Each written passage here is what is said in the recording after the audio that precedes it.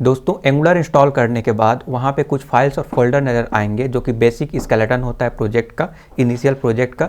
तो मैं उसको बताऊंगा, एक एक चीज़ को मैं बताऊंगा कि ये जो फाइल है और फोल्डर है वो किस काम के लिए है और उसको आप कैसे मॉडिफाई कर सकते हैं अपने रिक्वायरमेंट के अकॉर्डिंग। तो डिटेल में बताऊंगा और मेरा प्रयास रहेगा कि आपका बेसिक और फंडामेंटल स्ट्रांग हो, क्योंकि अगर फंडामेंटल अगर स्ट्रांग नहीं है, बेसिक अगर क्लियर नहीं है, तो कितना भी आप जो है टू डू ऐप या फिर क्रड ऑपरेशन इधर उधर से छाप कर आप कर सकते हैं, बट एट द एंड आपको प्रॉब्लम आएगा और एंगुलर जो है आपको टफ लगने लगेगा। मैं आपको बता दूं एंगुलर बहुत ही इजी है, बट अगर फंडामेंटल अगर स्ट्रांग है तभी इजी होगा, डिबग करना आसान होगा। अगर कहीं किसी प्रोजेक्ट में अगर आप फंस गए तो बड़े आसानी से उसे डिबग कर सकते हैं, उसको रिजॉल्व कर सकते हैं।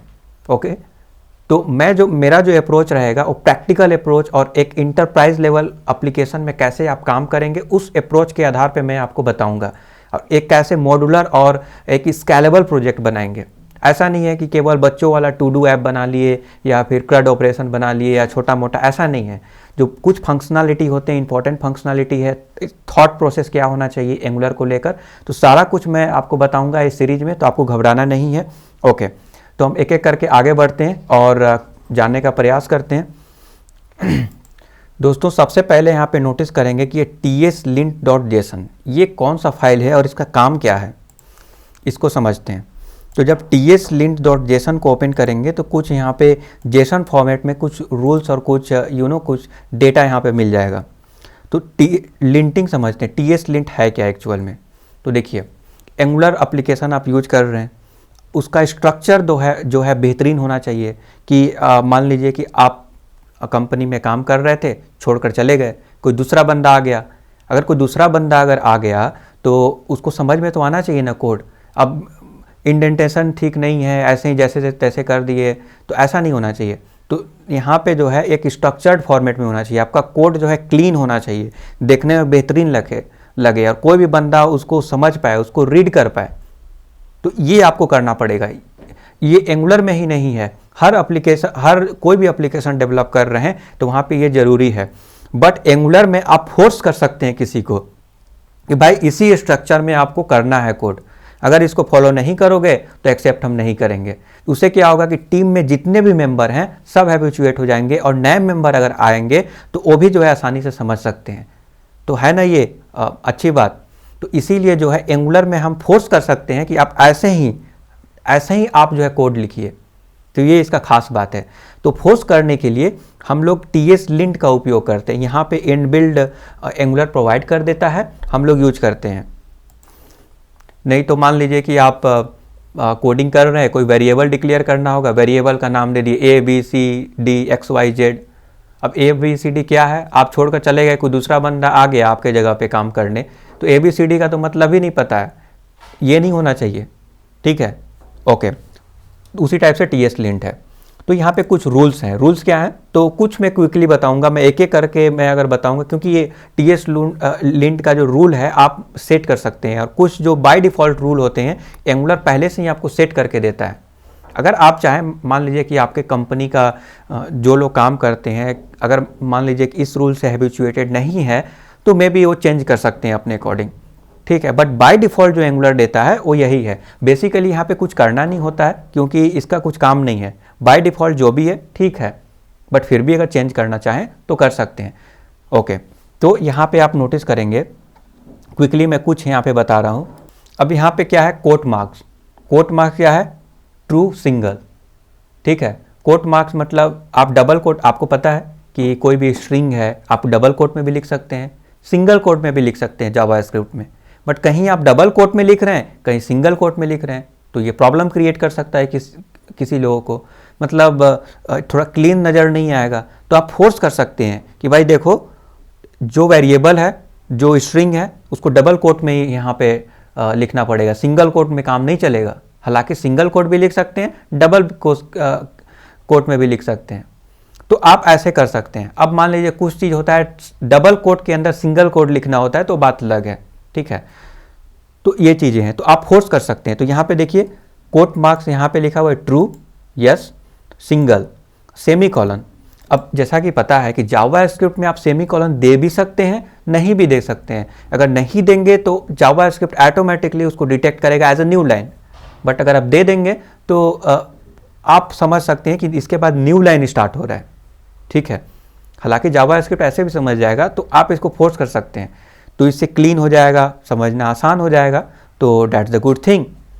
नाउ अगला आप यहाँ पे देख सकते हैं, मैं कुछ जो इम्पोर्टेंट है उसी को मैं यहाँ पे बता रहा हूँ, हालांकि आप जस्ट गो थ्रू हो जाइए, आपको समझ में आ जाएगा, ठीक है।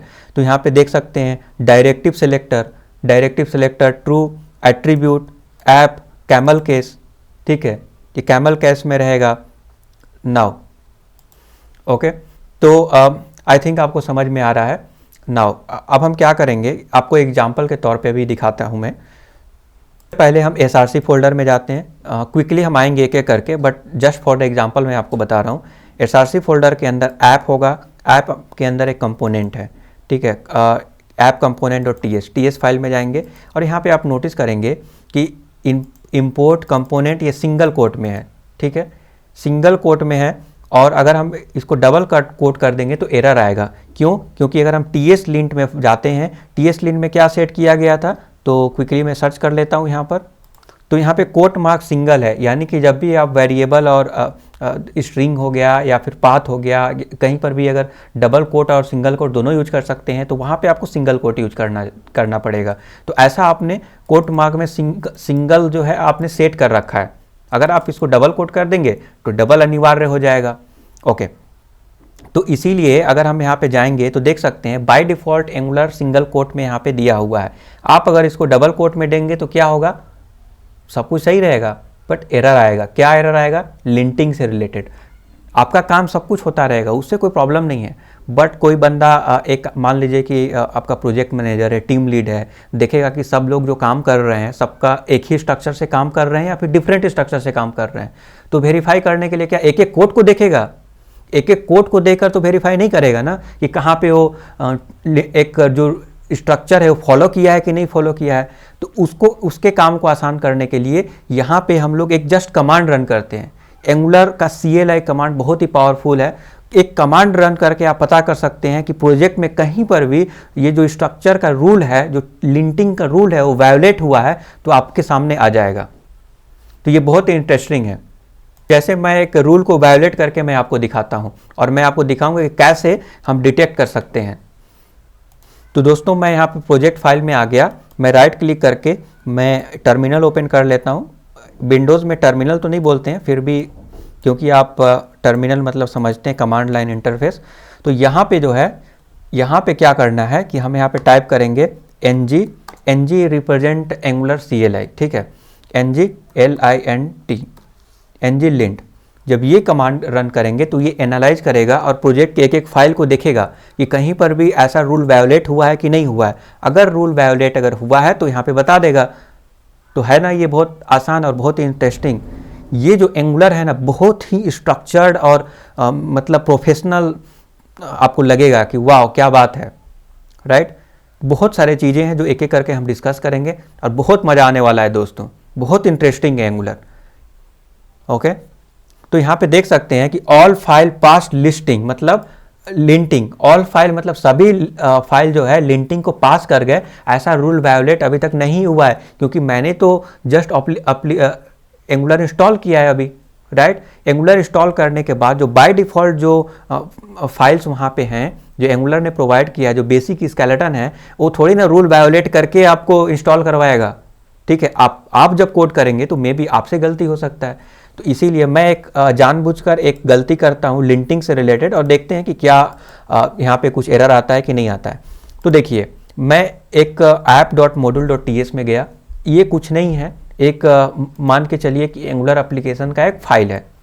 ओके, अब हम देखेंगे यहाँ पर कि फ्रॉम इसमें पाथ दिया गया है, बट पाथ में सिंगल कोट है। इसको हम यहाँ पे डबल कोट कर देता हूँ मैं, ठीक है। जस्ट मैं यहाँ पे डबल कोट चेंज किया, सेव किया, कोई एरर नहीं है। डबल कोट भी देने से हमारा काम चल जाएगा।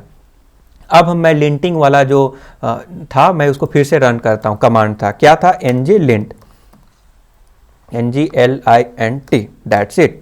देखते हैं कि ये डिटेक्ट करता है कि नहीं, क्योंकि होल एप्लीकेशन में कहीं भी स्ट्रक्चर जो भी लिंटिंग से रिलेटेड रूल वायोलेशन हुआ है वो सारा यहाँ पे डिटेल शो कर देगा।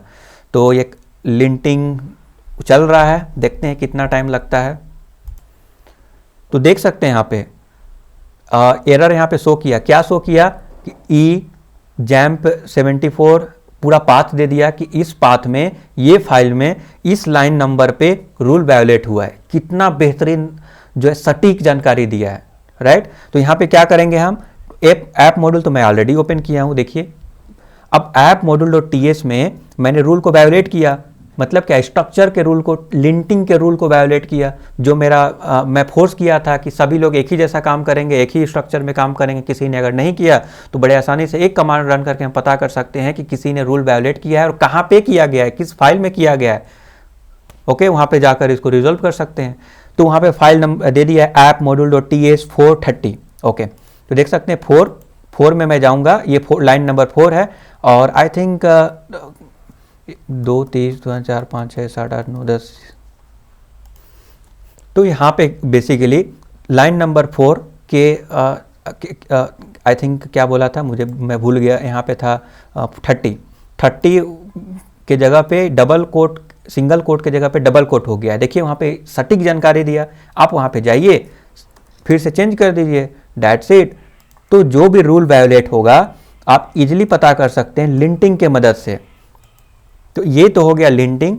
आई थिंक वीडियो बहुत लंबा हो जाएगा दोस्तों, और कुछ लोग बीच में ही स्किप करके चले जाते हैं, इसीलिए मैं नेक्स्ट वीडियो बनाऊंगा और नेक्स्ट वीडियो में बताऊंगा कि अदर जो फाइल्स हैं और फोल्डर्स हैं उसको, और जो थॉट प्रोसेस होता है एक एंगुलर डेवलपर का, सब कुछ मैं सिखा दूंगा, वो भी फ्री ऑफ कॉस्ट।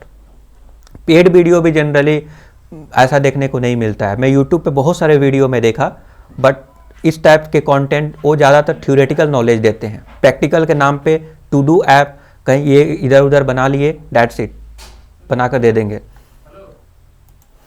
नाउ दोस्तों TS, ओके क्विकली मैं बता देता हूँ, ये सारे लिंटिंग से रिलेटेड फाइल्स हैं, tsconfig.spec.json, tsconfig.json, tsconfig.app.json। ये जो सारे फाइल्स हैं ना एक दूसरे से रिलेटेड हैं, ये जो है लिंटिंग से रिलेटेड ही फाइल है, ठीक है। तो इसको आप एक बार गो थ्रू होइएगा, थोड़ा डॉक्यूमेंटेशन पे जाइएगा तो अच्छे से समझ सकते हैं। ये सारे एक ही फाइल्स हैं, तो ज़्यादा इसमें समझने की ज़रूरत नहीं है। आप अगर ये नहीं भी जानते ना ये बात, तो कोई प्रॉब्लम नहीं होता, बट ये सारी चीज़ जो जानना ज़रूरी है ना, एंगुलर में सब कुछ जानना ज़रूरी है। तो ये सारे जो चीज़ है ये सब एक ही, ये जो tsconfig.app.json है, tsconfig, ये सारे जो 4 फाइलें हैं लिंटिंग से ही रिलेटेड फाइल हैं, तो इसमें आप कंफ्यूज मत होइए। ये भी जो रूल्स हैं, जो भी यहाँ पे जेसन फाइल हैं, अपने रिक्वायरमेंट के अकॉर्डिंग आप चेंज कर सकते हैं, ठीक है। अगर आपको डिटेल में जानना है, मैं वीडियो के लेंथ को बहुत ज़्यादा लंबा नहीं करना चाहता हूँ, क्योंकि कुछ लोग बोलते हैं कि भाई प्रोजेक्ट डेवलपमेंट सिखाओ ना, ये सब क्या है, ये सब मुझे पता है, डॉक्यूमेंटेशन से मैं पढ़ लूँगा, बट सारे लोग ऐसा नहीं कर सकते दोस्त, इसीलिए मुझे सारा कुछ आपको क्लियर कट बताना पड़ता है यहाँ पर। तो जस्ट आप गो थ्रू हो लीजिए एक बार, डाउट होगा तो कमेंट कीजिए, मैं उसके ऊपर सेपरेट वीडियो भी बना सकता हूँ। आप बोलेंगे तो एक एक लाइन को भी मैं समझा सकता हूँ, बट अगेन थोड़ा वीडियो का लेंथ ज़्यादा हो जाता है, बोरिंग हो जाता है, दैट्स वाई मैं अवॉइड कर रहा हूँ अभी। नेक्स्ट वीडियो में मैं बताऊँगा पैकेज.json और पैकेज लॉक.json के बारे में, ये क्या है, और देन स्लोली हम मूव करेंगे और मैं डिटेल में कंप्लीट एंगुलर आपको सिखा दूंगा, ये मेरा वादा है। Okay, thank you for subscribing the YouTube channel, have a nice day.